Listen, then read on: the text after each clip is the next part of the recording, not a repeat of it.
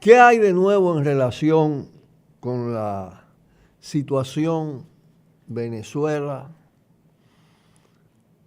la fórmula Trump-Guaidó, la estrategia y el plan de Estados Unidos frente al movimiento bolivariano y a la Venezuela bolivariana, en su vínculo con el mundo, en sus vínculos con la República Dominicana? Comienzo por lo último. Aquí en República Dominicana, en el fin de semana, saliendo ya la semana pasada, se dio un hecho que debe llamar mucho la atención. No es solo el viraje de la cúpula del PLD y el gobierno de Danilo Medina en relación con la actitud que había asumido durante unos años anteriores respecto a la Venezuela, que fue muy solidaria con el tema del petróleo en el programa de Petrocaribe, que sin embargo fue una fuente usada por el gobierno en todo su programa de corrupción. Y los beneficios no se sintieron hacia la sociedad. De todas maneras, desde Chávez, siguiendo Maduro, se mantuvo ese programa, a pesar de las advertencias que hicimos muchos en relación con eso. ¿Cómo paga el gobierno dominicano? Bueno, paga plegándose finalmente a las presiones del poder imperialista de los Estados Unidos y de todo el conjunto de fuerzas aliadas en el continente. En total, unos 14 países, más Canadá, bajo la tutela, el padrinazgo de Estados Unidos, que tiene un proyecto de golpe militar o invasión, desestabilización de ese proceso a como dé lugar. Para eso ha hecho una campaña feroz, satanizando el proceso, pero tiene desatada una guerra, no podemos decir fría, pero una guerra todavía sin proyectiles grandes, económica, de sabotaje, de violencia de baja intensidad, mediana intensidad, que ha dado lugar a una situación muy grave en Venezuela, la cual se ha resistido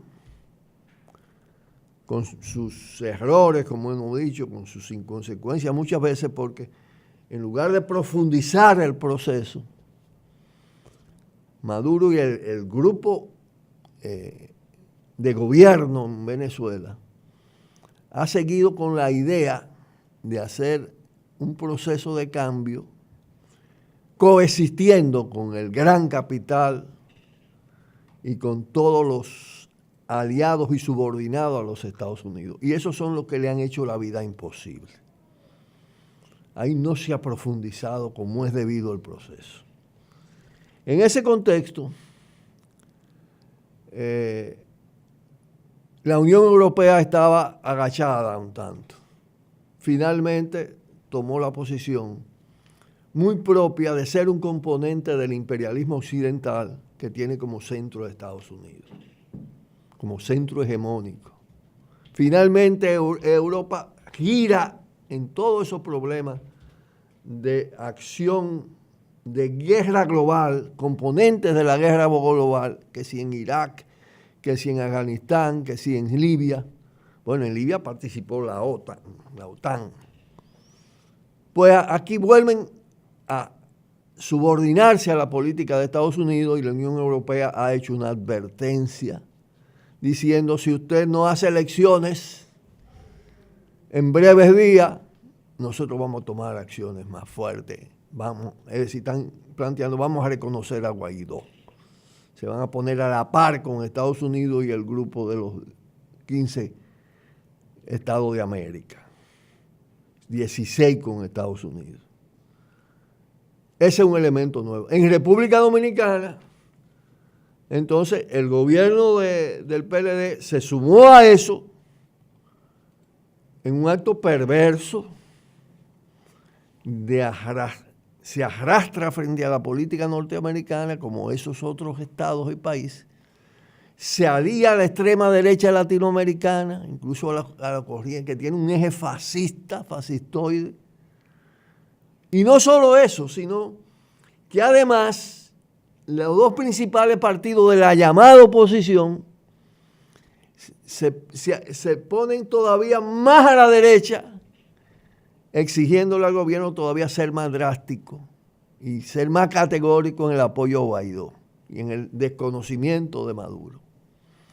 Pero al mismo tiempo que está pasando eso, se evidencia por lo que pasó en el Consejo de Seguridad de las Naciones Unidas, que la inmensa mayoría de los países del mundo, contrario a todo lo que se está diciendo que Venezuela está aislada, y solo se menciona el caso de Rusia y de China, que no es cualquier cosa en términos de lo que significa en el mapa mundial, en población y territorio, sino que la mayoría de los estados, centenares de estados, no han cogido ese camino de la ruptura con el gobierno legítimo y soberano, porque lo que está en juego ahí es la soberanía de Venezuela, sino que han mantenido las relaciones con el gobierno de Maduro, con el Estado soberano venezolano, con su gobierno legítimo. Eso que pasó en el Consejo de Seguridad es el resultado también de la multipolaridad mundial y sus efectos. Es que Estados Unidos, ni siquiera en la era Trump, con toda esa prepotencia, puede hacer lo que hacía. Y no logra arrastrar, ya hace tiempo que con el caso de Cuba, la Asamblea de las Naciones Unidas vota contra Estados Unidos casi en un 99%, 98%. Pues en este caso también hay una correlación de fuerza mundial que favorece al gobierno de Maduro. Sin embargo, en el momento mismo en que eso se está expresando, sale el comunicado de la Unión Europea diciendo el imperialismo occidental, que es un imperialismo en crisis, decadente, sobre todo porque su centro es Estados Unidos y Estados Unidos está afectado por una profunda crisis, y en medio de la crisis aumenta su agresividad y se desarrollan las corrientes neofascistas. En ese contexto